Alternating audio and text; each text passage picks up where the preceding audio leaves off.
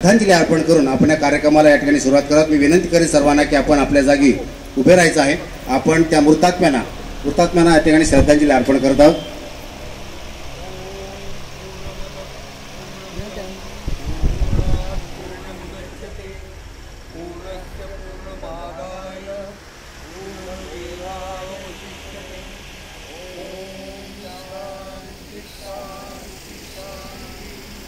धन्यवाद। निमित्तानं हे दीप प्रज्वलन या ठिकाणी होत आहे। सन्मान्य शेखर निकम सर यांच्या शुभ हस्ते दीप प्रज्वलन होत आहे।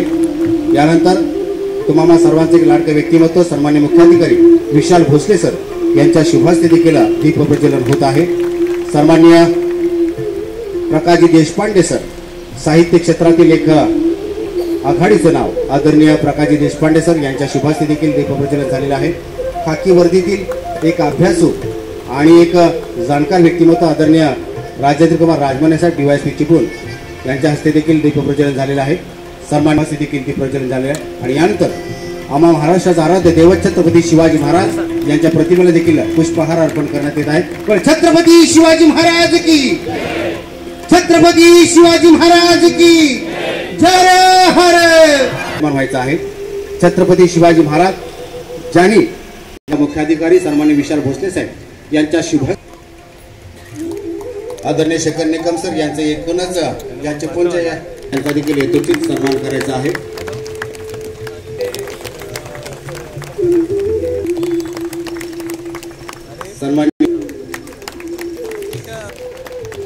सन्मान्य मिलिंद शेठ कापडी सन्मान होत आहे। यांचा देखील या ठिकाणी सन्मान्य रामदास राणे त्याचबरोबर सन्मान्य आदित्य देशपांडे निर्मिती करण्याचे एक धाडस आणि ते आज पूर्णत्वाला जात आहे। या संदर्भात आपलं प्रास्ताविक सादर करण्यासाठी आपल्या तुम्हाला सर्वांचं लाडके व्यक्तिमत्व ज्यांनी जेव्हापासून या चिपळूण नगरीची धुरा या नगरपालिकेमध्ये प्रशासकीय अधिकारी म्हणून ज्यांनी सांभाळली तेव्हापासून अनेक उपक्रम आदरणीय विशाल भोसले साहेब यांच्या हाती आपल्याला पाहिलेले तर त्यांनी त्या उपक्रमाने वेगळा रंग दिलेला आहे। आपण वाचलं केला आत्ताच मराठी भाषा दिनाचं औचित्य साधून रत्नाक्षरे हे पुस्तक आपल्या हाती आलं। त्याच्यानंतर वाचू आनंदाने, त्याच्यानंतर सायकल रॅली प्रत्येक महिन्याच्या पहिल्या दिवशी काढणं, अशा अनेक उपक्रम जे कल्पनेच्या पलीकडे आहेत मात्र ते प्रत्यक्षात त्यांनी उतरवण्याचं काम केलं। आणि चिपळूणवासियांना बरोबर घेऊन इथल्या अनेक प्रतिभावंत लोकांना घेऊन त्यांच्या मार्गदर्शनातून त्यांनी संपूर्ण उपक्रम यशस्वी केलेले आहेत। आणि आजचा हा पुस्तक प्रकाशनाचा सोहळा देखील तितकाच महत्त्वाचा आहे। आपल्यासमोर वैभवशाली चिपळूण ही पुस्तिका आपल्या हाती येत आहे आणि प्रकाशन सोहळ्याच्या निमित्तानं आपलं प्रास्ताविक सादर करण्यासाठी सन्मान्य विशाल भोसले सर येत आहेत। विनंती करतो विशाल भोसले सरांना की आपण प्रास्ताविक सादर करावं। आपल्या सर्वांना आणि कामगार दिनाच्या शुभेच्छा देतो। आज या ठिकाणी वैभवशाली पुस्तक एक संपादित केलेलं पुस्तक आणि त्याचा प्रकाशन सोहळ्यासाठी उपस्थित असलेले आपल्या चिपळूण विधानसभा मतदारसंघाचे विधानसभा सदस्य माननीय निकम साहेब, प्रकाश काका देशपांडे, डीवायएसपी राजमाने साहेब, माजी अध्यक्षा खेगाडे मॅडम, बिजले मॅडम, मिलिंद शेठ कापडी, ठसाळे राणे आप्पा, माझ्या पुढे बसलेले आणि व्यासपीठावर उपस्थित असलेले सगळे सन्माननीय व्यक्ती, आपण जे आज हे पुस्तक या ठिकाणी प्रकाशित करत आहोत वस्तुतः त्यामागची संकल्पना म्हणण्यापेक्षा ती माझ्यासारख्या एखाद्या शासकीय अधिकाऱ्याची आवश्यकता होती असं म्हटलं तर वावगे ठरेल। म्हणजे मी याच्या आधी पण खूपदा सांगितलेलं आहे की जेव्हा माझी पहिल्यांदा इथं पोस्टिंग झाली मी चिपळूणविषयी ऐकलं होतं फक्त, पण त्या सिटीविषयीचा शहराविषयीचा इतिहास काय आहे त्याच्या बाबतीमध्ये कुठल्या गोष्टी आपल्याला तिथे प्रशासकीय अधिकारी म्हणून जात असताना माहिती असल्या पाहिजे। जेव्हा माझी पोस्टिंग झाली माझ्याकडे आदेश माझ्या बदलीचा मिळाला तेव्हा मला त्याची प्रकर्षाने आवश्यकता भासली की आपल्याला या ज्या ठिकाणी आपण ज्या गावात जातो, म्हणजे माझं असं म्हणणं आहे की प्रत्येक गावाचा एक इतिहास असतो आणि आजकालचा जमाना AIचा आहे आपल्याला माहिती आहे। तेव्हा मी सहज AI वरती मेसेज टाकून बघितला की हिस्ट्री ऑफ चिपळूण, तर मला त्याच्यामध्ये एक खूप आश्चर्यकारक अशी गोष्ट साहेब सापडली की AIनं उत्तर दिलं की चिपळूणचा इतिहास हा इसवी सन पूर्व 4000 वर्षापूर्वीचा। म्हणजे जेव्हा सुमेरियन संस्कृती आपण इतिहासात वाचतो एवढा मोठा इतिहास, म्हणजे जेव्हा चाकाचा शोध लागला होता अश्मयुग संपूर्ण नवाश्मयुगाचा कालावधी होता आणि त्याच्यामध्ये ते वाक्य होतं मला ते खूप मनापासून आठवलं की इंग्लिशमध्ये होतं ते BC 4000, म्हणजे किती मोठा इतिहास आपल्या गावाला आहे. आणि प्रत्येक गावाला तसा इतिहास असतो. तो इतिहास कुठे ना कुठे संकलित झाला पाहिजे. मी जेव्हा इथे आलो, जॉईन झालो, तेव्हा मला योगायोगानं आपल्या नगरपालिकेने जेव्हा महोत्सव झाला होता शतकाचा, तेव्हाची जी पुस्तकं प्रकाशित केली होती ती वाचायला मिळाली. त्याच्यात पण लक्षात आलं की याच्यामध्ये आपल्या गावाचा असेल किंवा नगरपालिकेचा असेल खूप मोठा इतिहास आहे. आणि आपणाला माहिती आहे की स्वातंत्र्याच्या लढ्यात देखील चिपळूणनं खूप मोठा सहभाग घेतला आहे. त्या बाबतीमध्ये लोटिसमानं देखील आपल्याला एक पुस्तिका जी आहे 1942च्या लढ्यातली ती प्रकाशित केलेली आहे. तेव्हा आपल्याला त्याची माहिती होते. स्वातंत्र्य कालावधीत महाराष्ट्र एकीकरण समिती असेल किंवा अलीकडच्या ज्या सगळ्या घटना असतील त्याच्यामध्ये आपला सहभाग हा आहेच. पण आपल्याला हे देखील माहिती आहे की अगदी कदंब, राष्ट्रकूट, शिलाहार, शक, सातवाहन या कालावधीचा देखील इतिहास आपल्या या गावाला लाभलेला आहे. सोबतच आपण भाग्यवान आहोत की आपल्याला गोवळकोटचा किल्ला हे आपलं भूषण आहेच. सोबतच आपली जी बाजारपेठ आहे किंवा आपल्याला मी जसं सांगितलं की ते आम्ही नगरपालिकेने फक्त संपादित केलं. त्या विषयामध्ये जे तज्ज्ञ आहेत आणि ज्यांचा अनुभव आहे त्यांच्याकडून आपण लेख लिहून घेतले. यामध्ये आपण मुख्यतः चिपळूणची नाम उत्पत्ती कशी झाली याबाबतचा त्याच्यामध्ये लेख आहे. चिपळूणचं जी दैवत आहेत, आपल्याकडे जी मंदिर वैभव आहे त्याच्याबाबतचे लेख आहेत.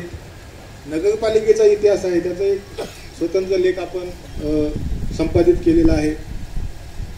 त्याच्यानंतर आपला हॉटेल व्यवसाय असेल, आपला वैद्यकीय व्यवसाय असेल, सोबतच असे विविध विषय आपण याच्यामध्ये घेतलेले आहेत. आणि त्या तज्ज्ञांकडून त्या विषयातील जे माहिती असलेले तज्ज्ञ आहेत त्यांच्याकडून लेख लिहून घेऊन आपण हे असं एक 200 पानाचं पुस्तक जे आहे ते संपादित केलं.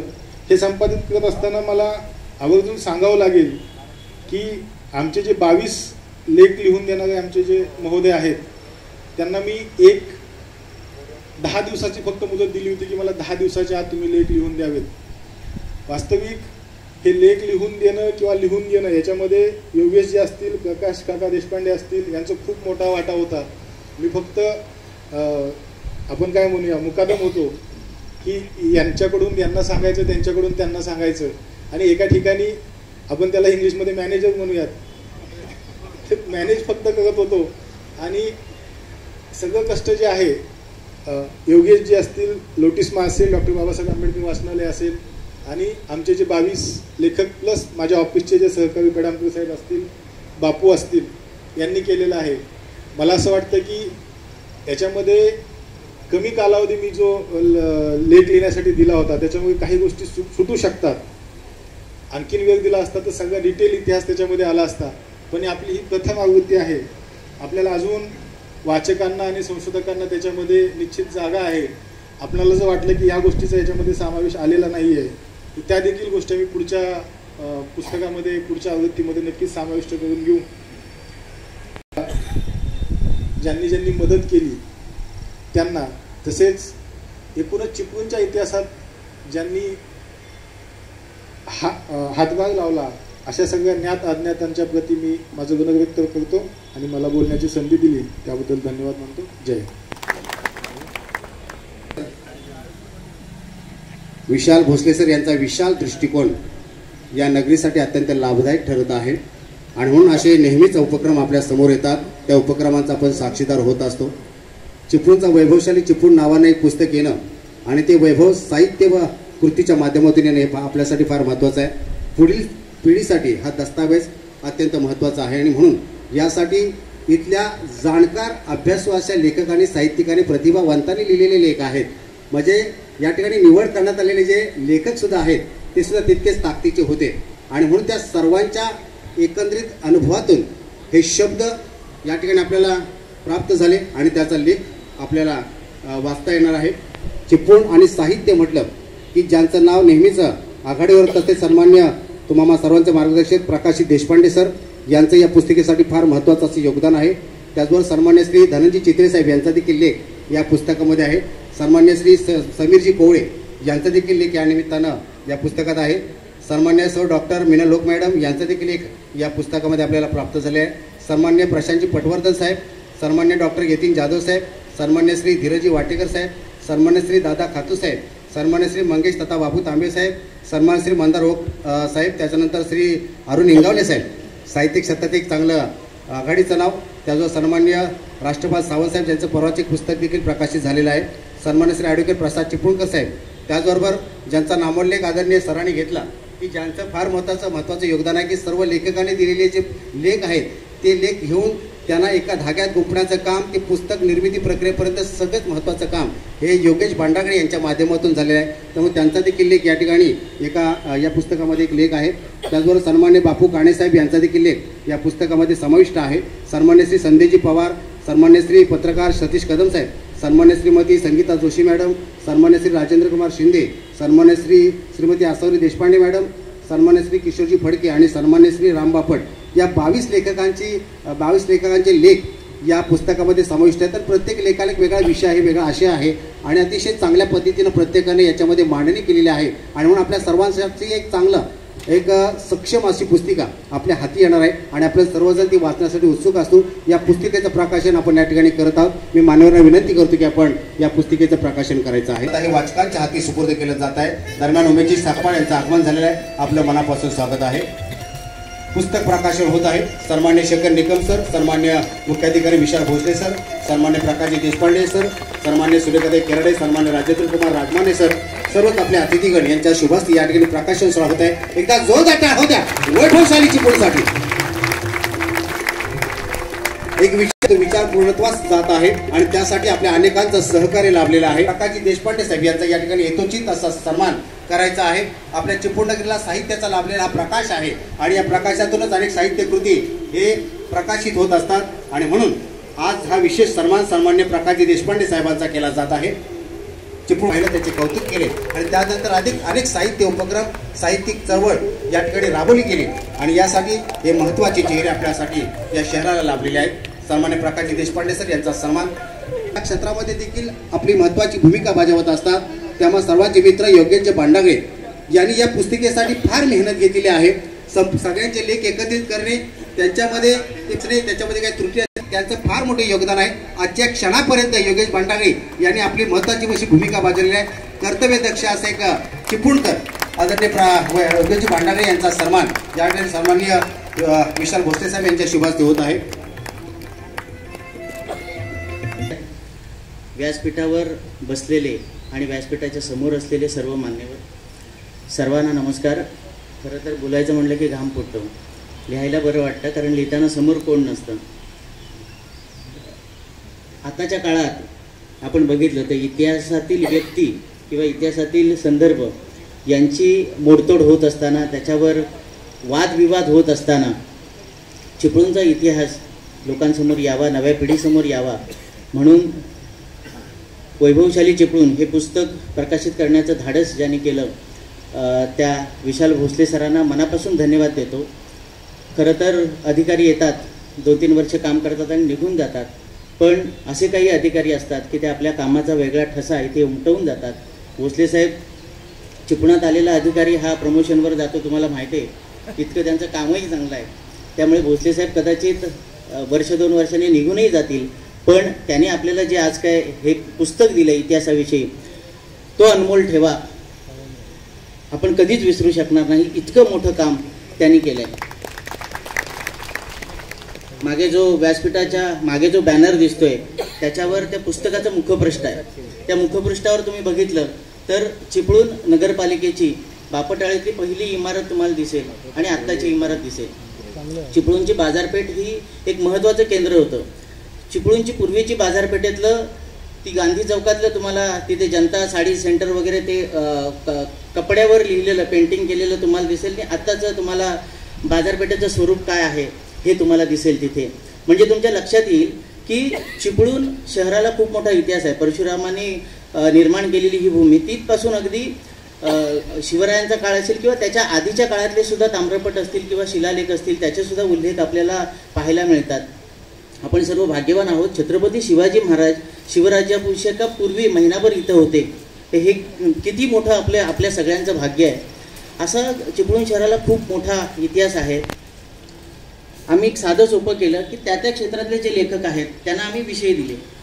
म्हणजे धनंजय चितळे असतील, संत साहित्य, त्यांचा पर्यटनातला अभ्यास आहे तर त्यांनी पर्यटनाविषयी लिहून द्यावं, असं प्रत्येक त्या विषयातल्या अभ्यासकांना आम्ही विषय दिले आणि त्यांच्याकडून ते लेख आम्ही लिहून घेतले.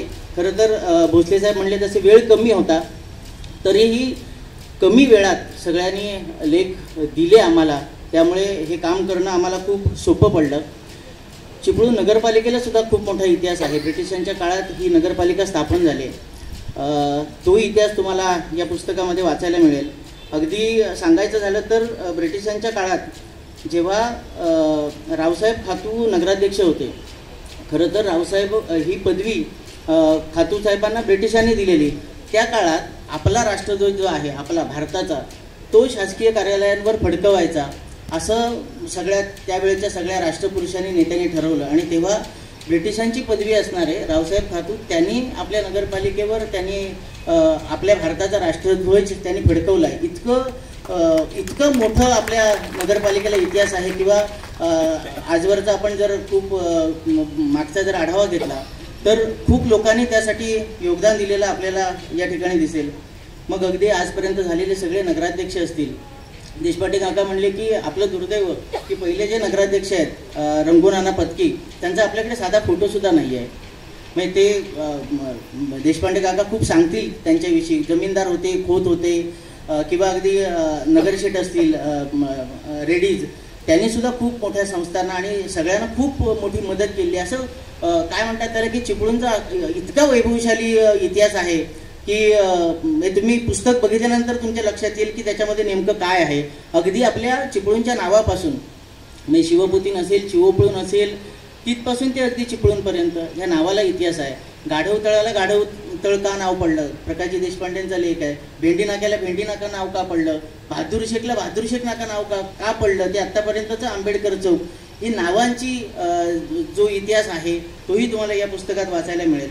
त्याचबरोबर देवभूमी चिपळूण असा एक लेख दादा खातूने लिहिला आहे.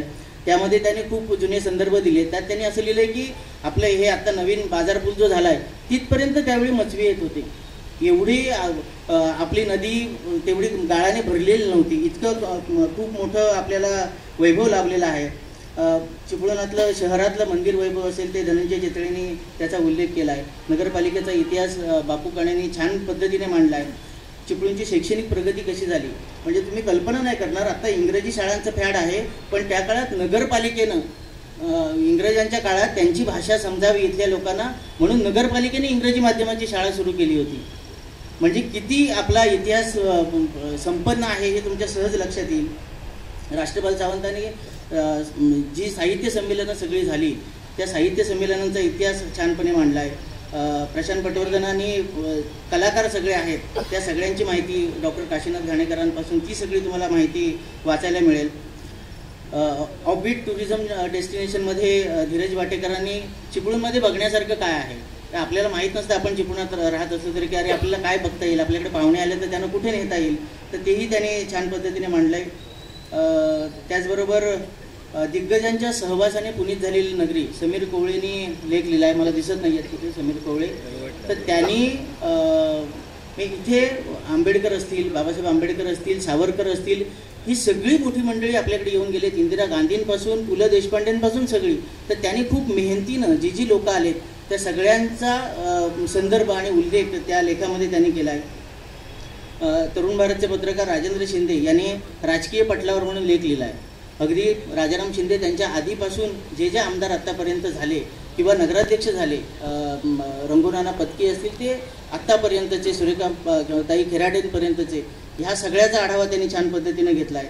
त्याचबरोबर संगीता जोशी समोर बसल्या, त्यांनी चिपळूणातली जी महिला मंडळ आहेत अगदी सुरुवातीपासून कुठलं मंडळ स्थापन झालं महिलांचं तिथपासून ते आत्तापर्यंतचं ह्या सगळ्या महिला मंडळांचा आढावा छान पद्धतीने घेतला आहे. सुमित्राताई महाजन यांनी आठवणीतलं चिपळूण त्यांनी एक त्यासाठी लिहिलं आहे. प्रकाशजी देशपांडेंचे अख्खं पुस्तकच त्यांचं आहे. त्यांचे 2 लेख आहेत. त्यात आपले हमीद दलवाई असतील किंवा कवी आनंद असतील, ही जी लेखक मंडळी आहेत, साहित्यिक मंडळी आहेत, त्याचा त्यांनी आढावा घेतलेला आहे.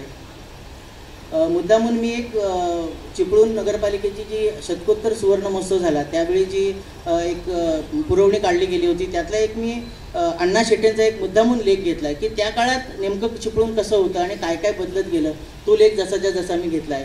त्याचबरोबर धीरज वाटेकर आणि समीर कोवळेंचं एक पुस्तक आहे चिपळूणचं पर्यटन, त्यातला एक चिपळूणच्या संदर्भातलं इतिहासातलं नावं कसं चिपळूणचं अपभ्रंशाने चिपळूणपर्यंत होत गेलं त्याचा एक लेख आहे. प्रसाद चिपळूणकरांचा देवस्थानांविषयीचा लेख आहे. तुम्ही पुस्तक बघितल्यानंतर तुमच्या लक्षात येईलच, म्हणजे तुम्ही वाचल्यानंतर तुमच्या लक्षात येईल. मी सगळ्यांचा नामोल्लेख या ठिकाणी टाळतो. ज्या ज्या लेखकांनी मदत केली, ज्यांनी वेळेत लेख दिले, त्या सगळ्यांचे मनापासून आभार मानतो. भोसले साहेब म्हणले मी फक्त मुकादम आहे, ते मुकादम नाही आहे, ते उत्तम संपादक आहेत. तुम्ही त्यांचं संपादकीय वाचल्यानंतर तुमच्या लक्षात येईल. मी जेव्हा फायनल पुस्तक त्यांच्याकडे बघायला दिलं तेव्हा हा माणूस प्रशासनातला असून पत्रकारितेतला किंवा त्या क्षेत्रातला साहित्यिक क्षेत्रातला नसून सुद्धा त्यांनी ज्या बारकाईनं ते बघितलं आणि त्याने त्यात करेक्शन केली ते खूप कौतुकास्पद आहे. म्हणून ते खऱ्या अर्थानं मुकादम नाही आहेत, ते संपादक आहेत. त्या क्रेडिट लाईनमध्ये एक बापू साडविलकर नाव होतं, तर त्याच्यामध्ये सुद्धा त्यांनी बापू साडविलकरच्या ऐवजी प्रसाद साडविलकर केलं. इतक्या बारकाईनं त्यांनी ते पुस्तक बघितलं. सगळे फोटो होते. तुम्हाला मी एका रात्री एक फोटो पाठवला, हे कोण आहेत म्हणून. ते म्हणले सगळ्या फोटोंना कॅप्शन हवेत, कारण ते नव्या पिढीला कळलं पाहिजे. आपल्याला माहिती आहे पण नव्या पिढीला माहीत नाही आहे की हा नेमका फोटो कुठला आहे. त्यामुळे त्यांचं मनापासून आभार. आपले आमदार शेखर निकम त्यांचं सगळ्या उपक्रमांना सहकार्य असतंच. त्यांनी ज्या दिवशी सांगितलं त्याच दिवशी या पुस्तकासाठी शुभेच्छा संदेश दिला. तटकरे साहेबांचा शुभेच्छा संदेश मिळवून देण्यासाठी आबू ठसळ्यांनी खूप मोठी मदत केली, त्यांचेही आभार. आपले उद्योगमंत्री, पालकमंत्री आणि भाषा मंत्री उदयजी सामंत यांनीही जो मलपृष्ठ आहे त्याच्यावरचा शुभेच्छा संदेश त्यांनी दिला आहे, त्यांचेही मनापासून आभार मानतो. भोसले साहेब म्हणले तसे आणि त्यांनी संपादकीयमध्ये म्हटलंय तसं कमी कालावधीत हे पुस्तक तयार झालंय, त्यामुळे त्यात त्रुटी असू शकतात. इतिहासावर पुस्तक करणं तितकं सोपं नाही हे तुम्हाला सगळ्यांना माहिती आहे, कारण त्याला खूप मेहनत, अभ्यास आणि सगळ्याच गोष्टी आणि खूप वेळ लागतो त्याला. तरीही कमी कालावधीत जितकं चांगलं करता येईल तितकं करण्याचा आम्ही प्रयत्न केलेला आहे. चिपळूणचं अगदी चिपळूणच्या उत्पत्तीपासून ते आत्तापर्यंतच्या प्रगतीपर्यंत असं एकत्रित सगळ्या क्षेत्रातलं कला, साहित्य, क्रीडा, पर्यटन, पत्रकारितेवर सतीश कदमांचा लेख आहे. त्याच्यामध्ये त्यांनी अगदी विचारांपासून आप्पा सालागरींची आठवण त्यांनी काढली, दिवाडकरांची काढली, ते अगदी 12% सरांपर्यंत महाराष्ट्र टाइम्सचं त्यांनी काम केलं. अशा प्रत्येक लेखकाने खूप अभ्यास करून ते लेख लिहिलेत. आम्ही आमच्या पद्धतीनं तो करण्याचा प्रयत्न केला आहे. तुम्ही सर्व सुज्ञ चिपळूणकर त्याचं स्वागत कराल अशी मी अपेक्षा संपादक विशाल भोसले यांच्या वतीने व्यक्त करतो. त्यात काही त्रुटी असतील, सूचना असतील